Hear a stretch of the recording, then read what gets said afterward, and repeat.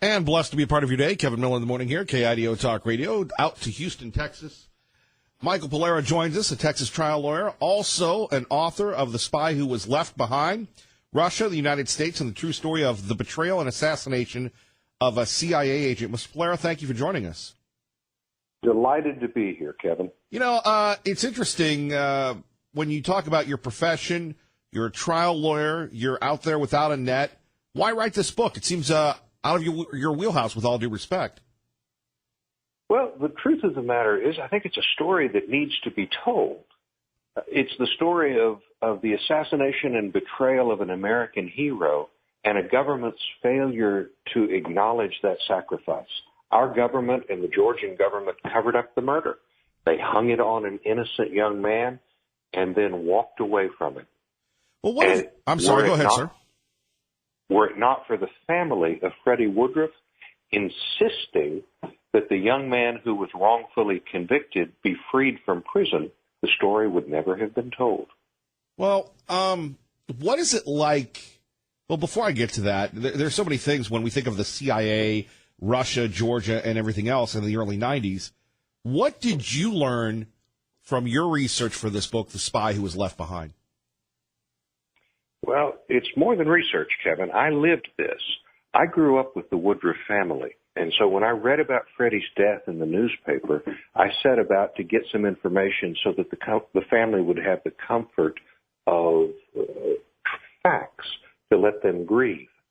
What I discovered was that the FBI had more or less confirmed that the young man who was convicted of the murder was completely innocent.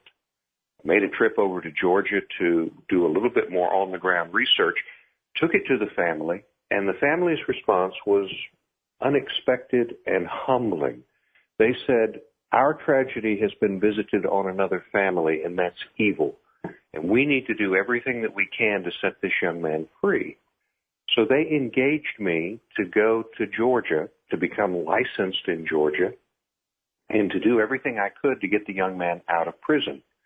In the process of doing that, I went from Tbilisi, Georgia, to Moscow, to Paris, to Cyprus, literally half the world, talking to spies and assassins.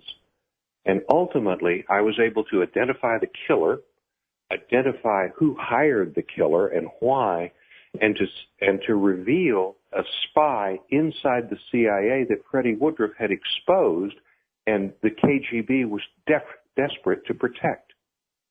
And so it's more than just research.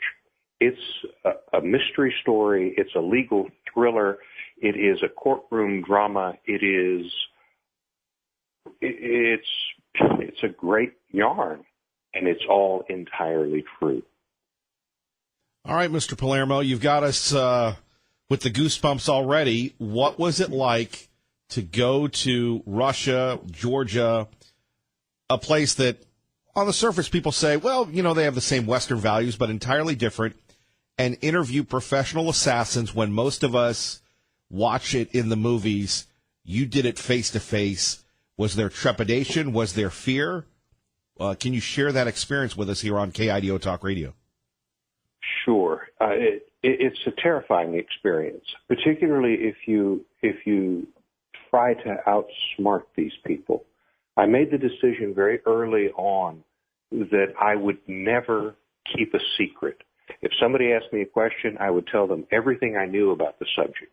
And these people all asked questions, and they checked my story. And my operating assumption, Kevin, was that if I am not a threat to them, if they believe that I'm simply a lawyer doing a job and that they can use me to their benefit in one way or another, then they won't kill me. But I sat in the basement of empty buildings with spy masters from the KGB and recognized that they were the smartest person in the room and that they had tools in their toolbox that I simply didn't have in mine. They were willing to resort to violence when I simply couldn't. And the hardest part of this, really, was being in environments in which the forms were familiar, but the substance was completely different.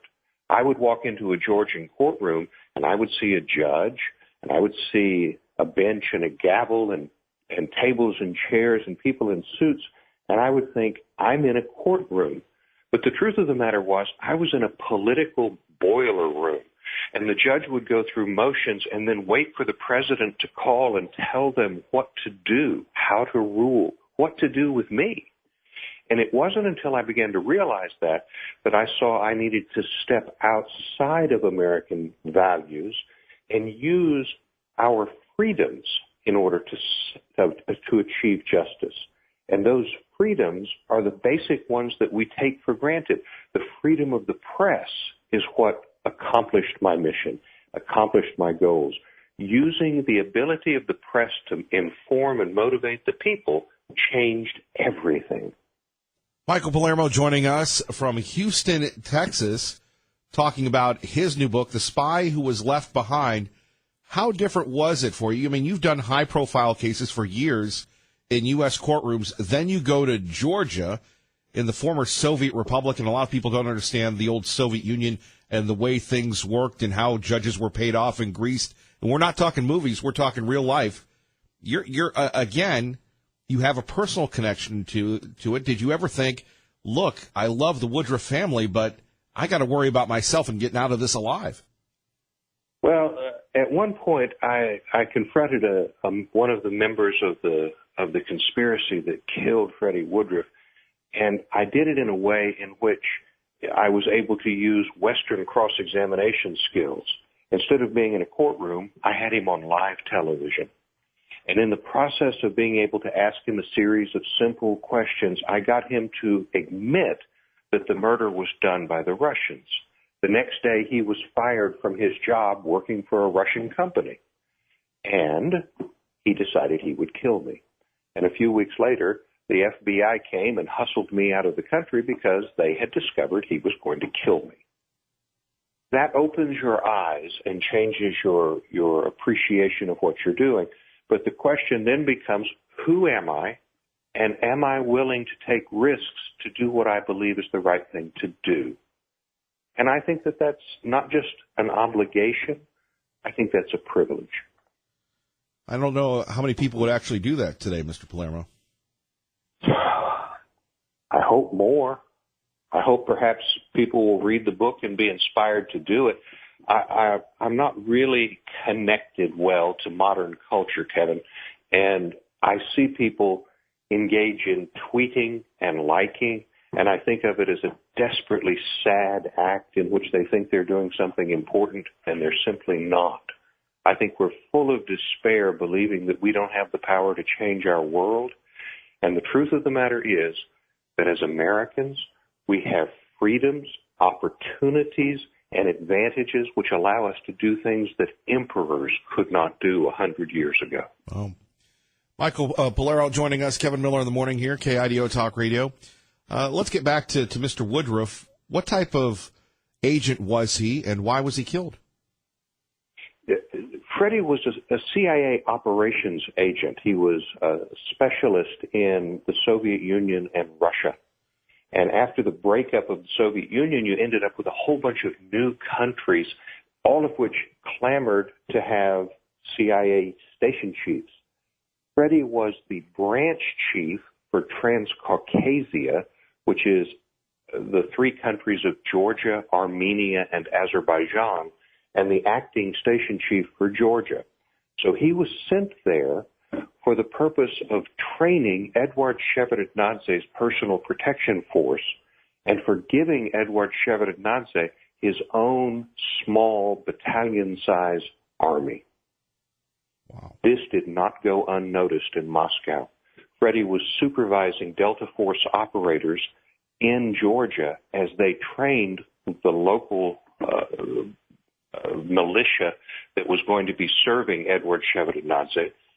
Shevardnadze, who had been Mikhail Gorbachev's foreign minister in the collapse of the Soviet Union, had asked Jim Baker to do this, and Bill Clinton himself had approved it. It was the first such act inside the Soviet Union, and it was a threat to the intelligence services that had always had free run in this part of the world.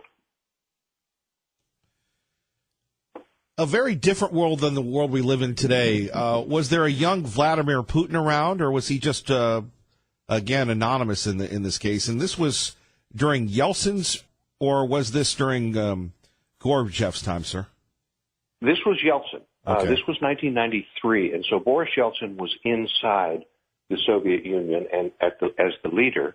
The leaders in Georgia, it was a council of leaders dominated by a mafia chieftain who had a 5,000-person army funded and equipped by the Russian military and the Russian intelligence services.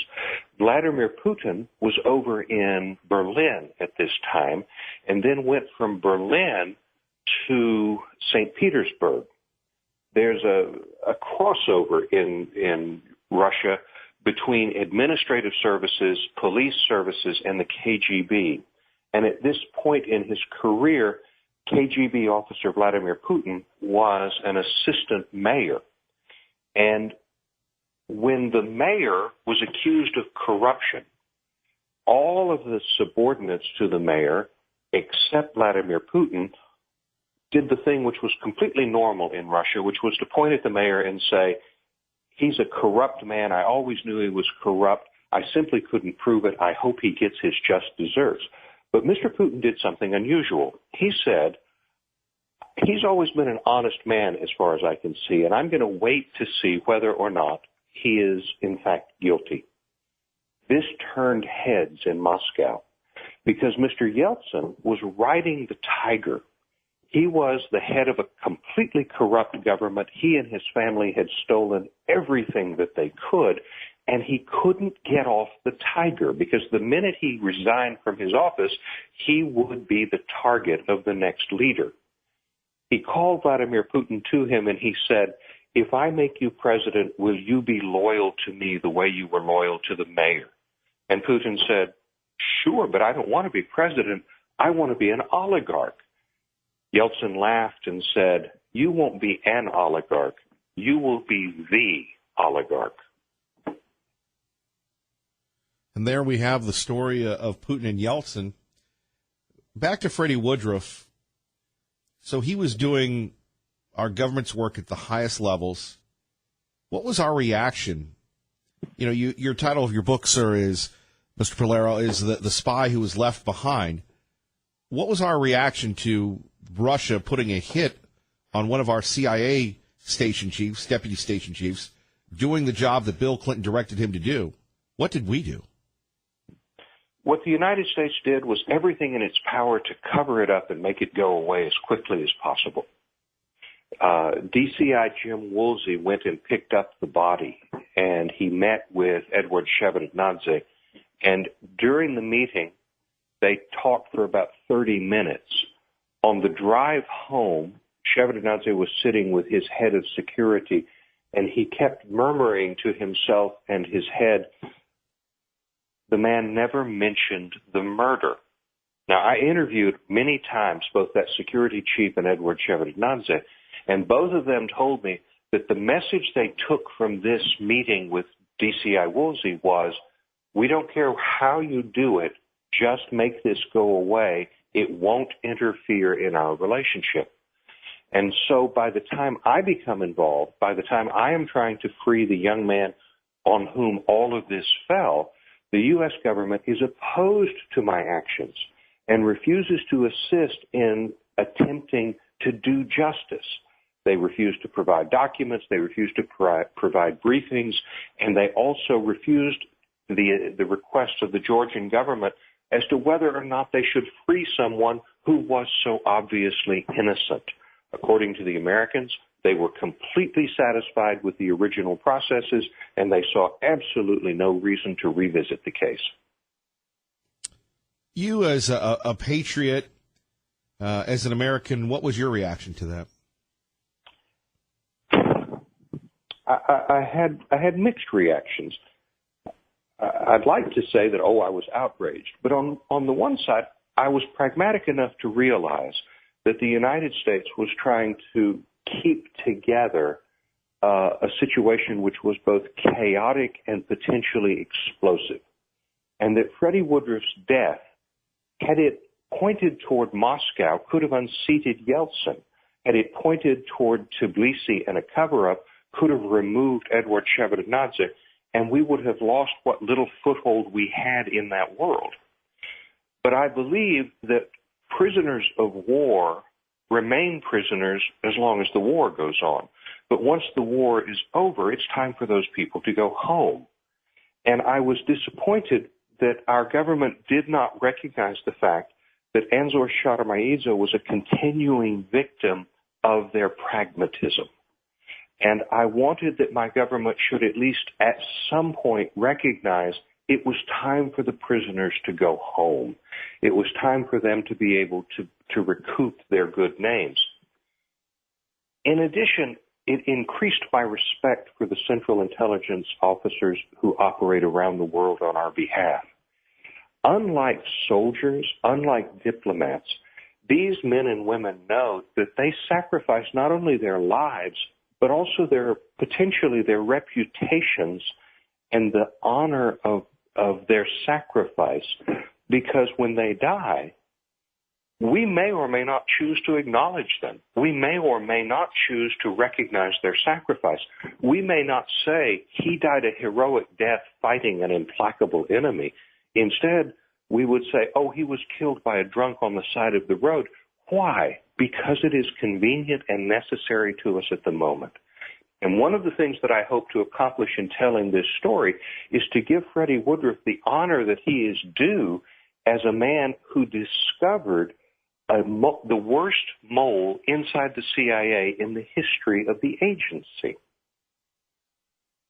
And that's why he was killed? That is why he was killed.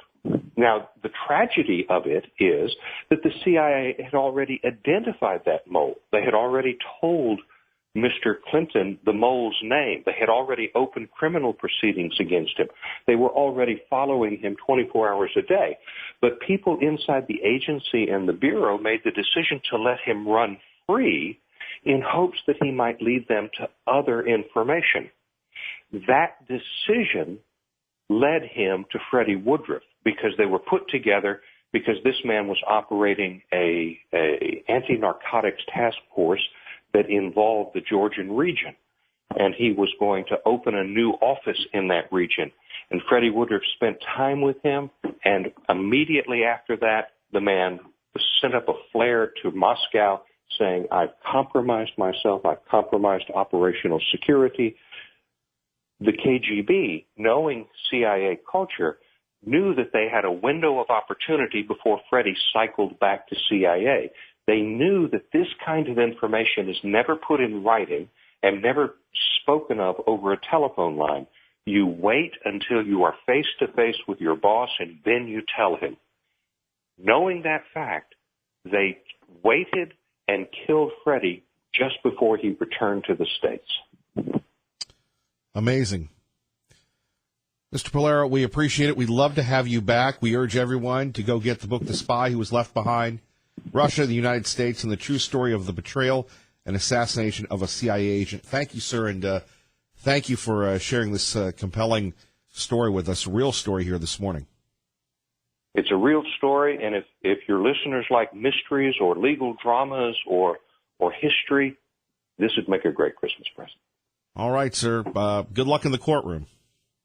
Thank you very much. I appreciate it. Take care, Kevin. Thank you. All right. Maybe we can get him to Idaho. You're listening to Kevin Miller on KIDO Talk Radio. And Kevin Miller in the morning. Let's go to R&R. R&R, good morning. Honored. I am so honored. Talk about excellence in broadcasting. Who would have known, if you just had your ears on at the right moment in time, that a man could speak of Freddie Woodruff from that position somewhere on the planet Earth and put down the word oligarch and the history of 1993. I'll tell you what, I was trained professionally at Brigham Young University many years ago, and Dallin Oaks is my witness. I served him shoulder to shoulder. I have never heard such pure, open-hearted interview as what you just were able to do. Paul Harvey smiles down in amazement. Okay, Millie, that was the best I ever heard, and I mean it. Honored. Peace out. Peace out, R&R. You're listening to Kevin Miller on KIDO Talk Radio. That's 107.5 FM, 580 AM. Good morning, Maggie. Good morning, Kevin. Heidi ho. And away we go. Don't forget, not only Glenn Beck, but after Big Glenn, you got Dave Ramsey. And, of course, Sean Hannity coming up today at 3. And Sean is fired up, ready to go. And between now and, now and 7 o'clock, we're going to share with you an interview that Tucker Carlson had with our old friend, Dr. Corsi. Jerome Corsi has been a friend of mine for many, many years. In fact, when CBS put the hit on me, it was Dr. Corsi that revealed it when he was writing for WorldNet Daily, and you can always Google that story, Kevin Miller, Obama. And so Dr. Corsi and I go back a long way, and you've heard the latest. Mueller's going after Roger Stone. Mueller's going after Dr. Corsi. Dr. Corsi decided he would talk to Tucker Carlson. And remember, when you hear anything Fox News on the radio, we are your station for Fox News. That's why we have that network, Fox News, KIDO Talk Radio. So Fox News in the Treasure Valley, it is this station and no other. Joining us now, Simon Owen. Always a pleasure, Simon. Good morning. Morning, Kevin. You know, this is a tragedy that unfortunately does not get reported anymore, where we have 3 American service members killed in Afghanistan. That was a big story this week, but it didn't get a lot of information going on. Do we have an update, sir? Well, I mean, the details we have from the U.S. military, they say that this was a roadside bomb, and it happened near a city called Ghazni in the center of Afghanistan. It's a place where the Taliban seized partial control earlier this year, but was then driven out by Afghan and U.S. forces. But it was in this vicinity that this bomb went off yesterday. 3 American soldiers killed. That makes it the deadliest attack this year so far for American forces in Afghanistan. And in addition to those killed, another 3 service members were injured, and an American civilian contractor was injured as well. And the Taliban has claimed responsibility for this. You know, is the Afghan war covered much in Europe at all? Well, I mean, it is occasionally when you get major incidents, and I mean, there's one today. 30 civilians are dead at least, according to Afghan authorities, after a fight in southern Helmand province. There was an incident last week where a bomb went off at a religious gathering, and something like 65 people were killed in that. So there are still these incidents that do attract attention. But, you know, this is a war that has been going on now for so long. It started after 9/11, and it's been going on so long now that there are people alive today who are old enough to enlist, who are 17 years old in the U.S. military, who weren't born when 9/11 happened. And yet, you know, U.S. officials consistently describe the situation in Afghanistan as at best a stalemate. Indeed, and I'm sorry to hit you with this, but I'm just wondering if NATO has. I'm sure NATO has reduced its presence over the years. Yeah, I mean, this is a U.S. and NATO operation, and it's something that has, you know, the troop numbers have been drawn down, but there are still significant numbers of U.S. troops. So I think it's in the region of 14,000 at the moment. And that's been one of the questions for President Trump. You know, this is one of the major foreign policy issues of his presidency, that he's going to have to decide where he goes with on this. And his approach so far has been to maintain U.S. troops' presence. He has said that his original instinct was to pull American troops out, but that he was advised otherwise. He said experts told him that they should stay, and the argument is that the Afghan government is not yet strong enough to effectively stand up on its own. So the Trump administration at the moment is looking at peace talks, and specifically the first step there is we understand the U.S. is talking directly with the Taliban, you know, the former regime that the U.S. and its allies went into Afghanistan to overthrow in 2001, the same militant group that says it killed these 3 American soldiers yesterday.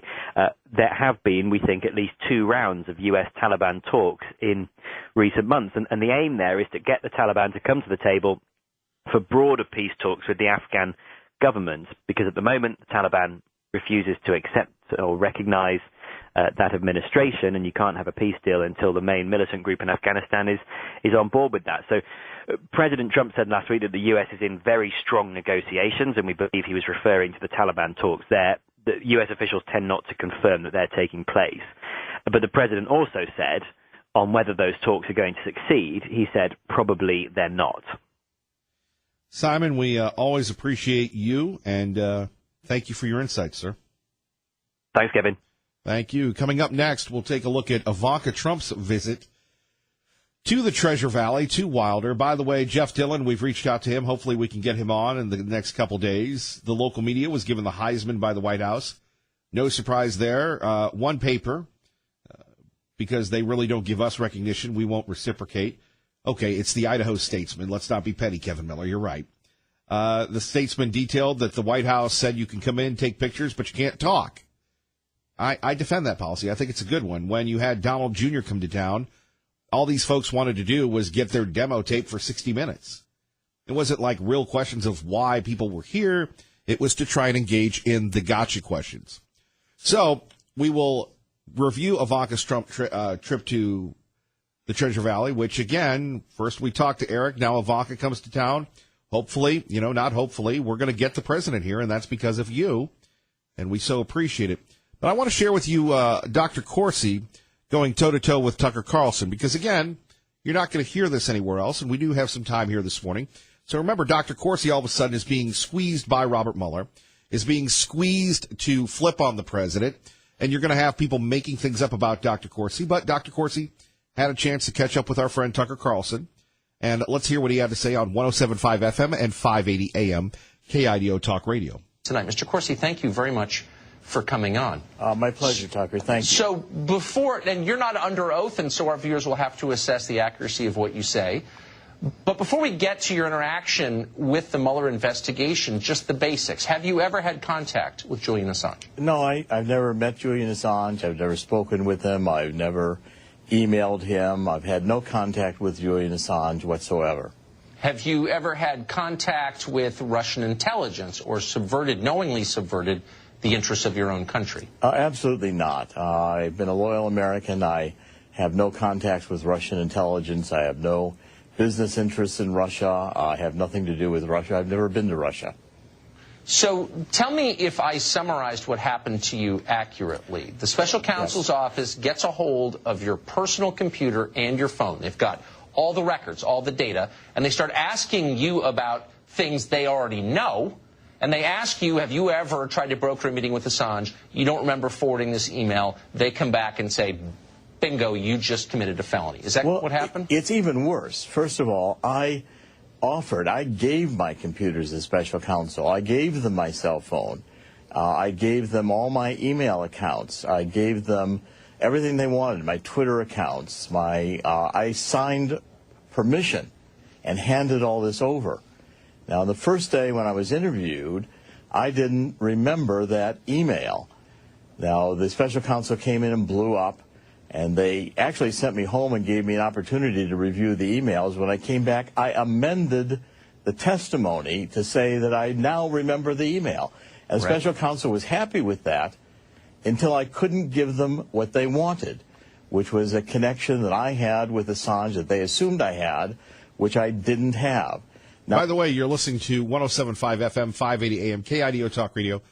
Kevin Miller with you, reviewing Dr. Corsi speaking exclusively to our own Tucker Carlson about what Mueller wants and how he's trying to get the president. Suddenly, they forgot they allowed me to amend my testimony, and they're going back to the mistake I made day one when I forgot the email. So it's really, I think, completely fraudulent.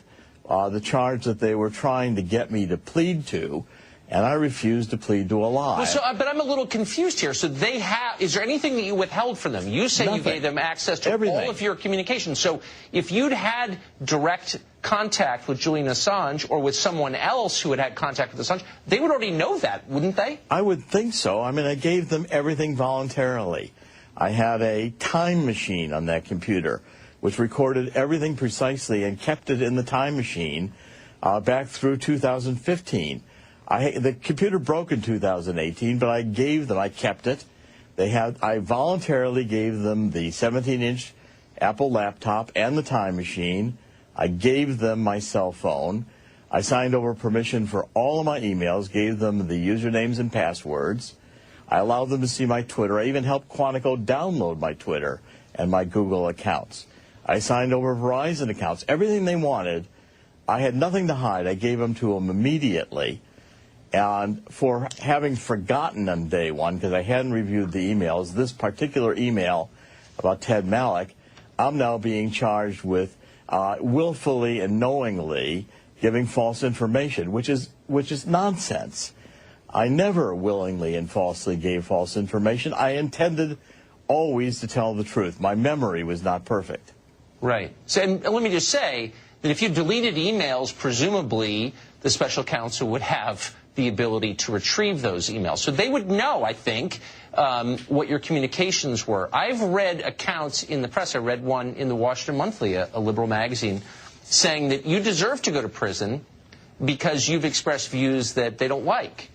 Do you think that your political views are playing a role in the decision of the special counsel to charge you with a felony? Yes, I think. And also, by the way, they accused me of deleting emails, and I told them to restore. They restored the emails that I supposedly deleted through the time machine. This is a political witch hunt. Because I did not have a contact with Assange, but yet had figured out that Assange had Podesta's emails, and I figured it out and told Roger Stone and told many people in August. And it just happened that I was right.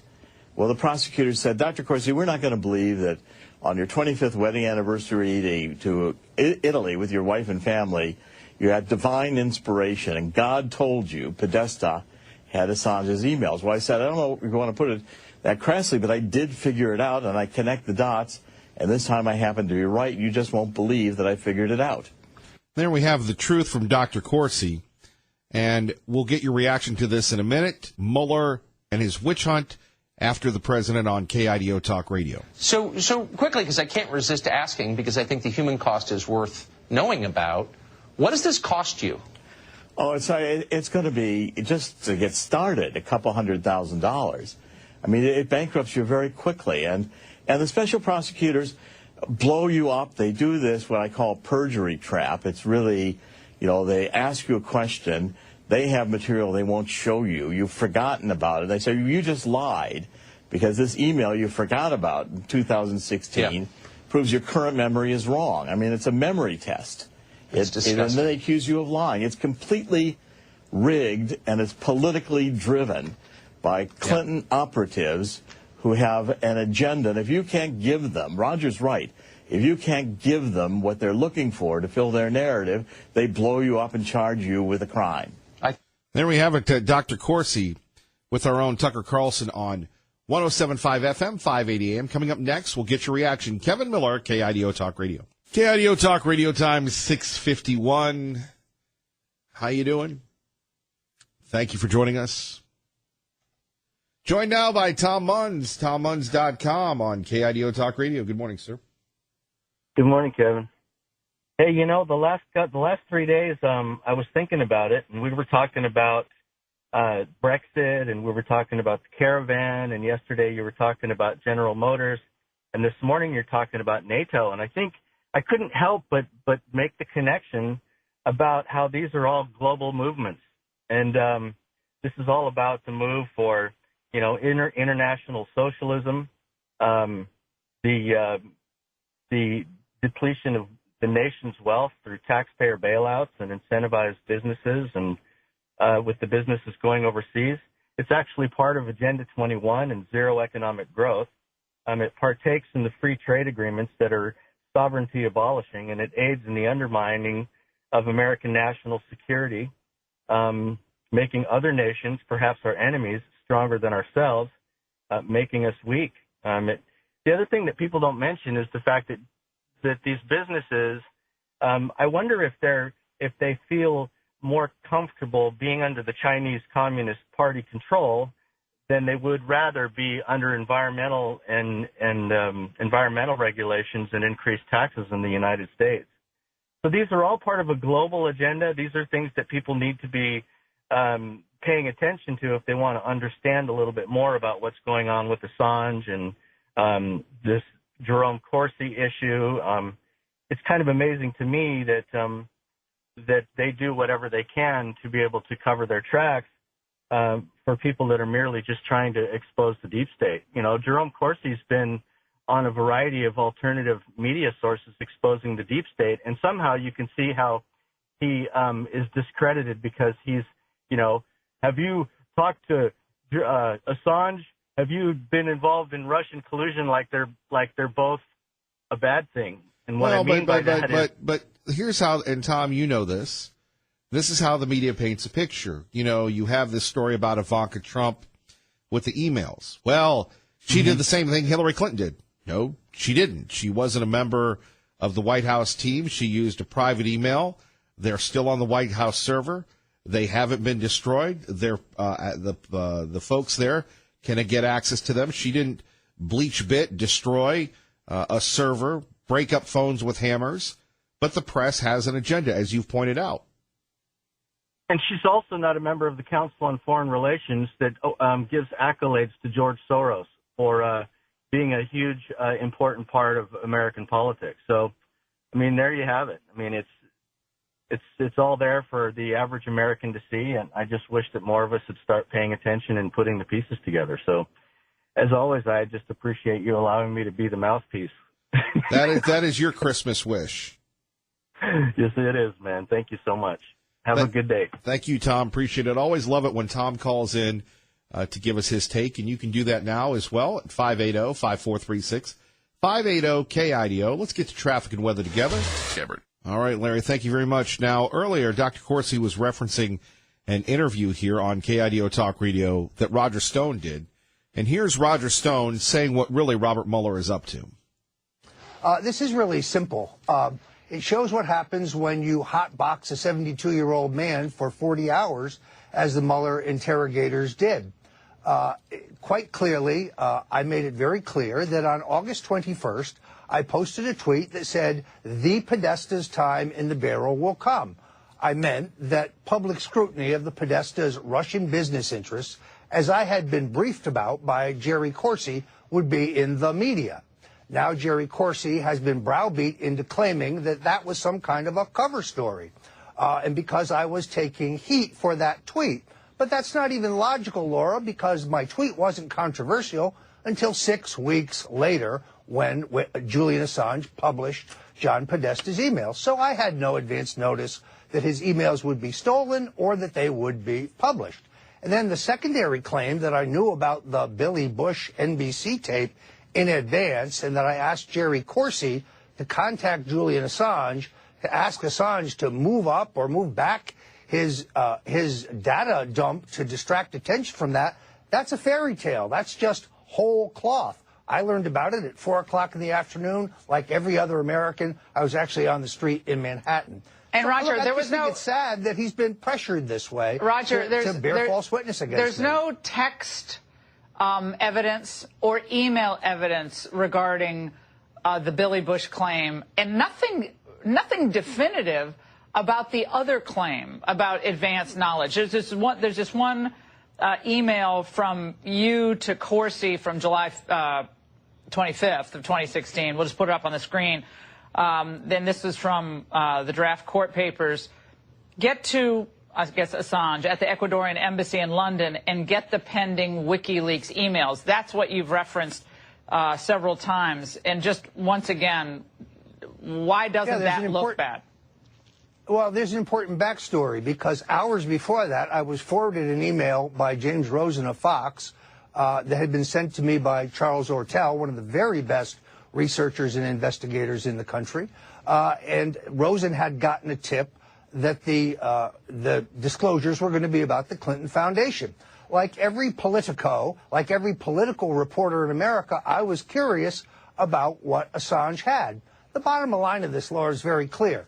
Nothing we've learned in the last 72 hours shows that there was any collusion between the Russian state and Donald Trump's campaign. $20 million, and 2 years in, there's still no evidence of any such Russian collusion. Well, not this according is to indeed a witch hunt. Roger. Not according to David Sickeline, who, and this is from today on CNN, who made a contrary claim. Let's watch.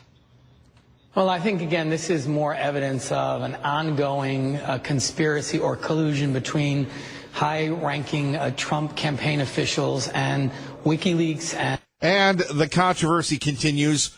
We'll get your reaction next. Kevin Miller, 107.5 FM, 580 AM, KIDO Talk Radio. Good morning.